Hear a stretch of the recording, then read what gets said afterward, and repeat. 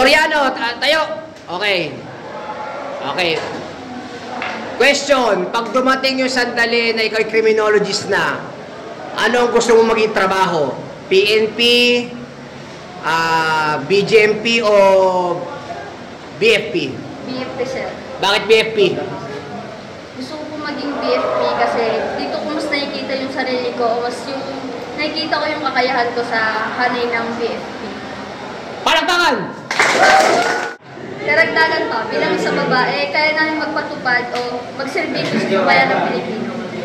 Kapag naging criminologist ka, anong parte ng Tri-Bureau ang napupusuan mo?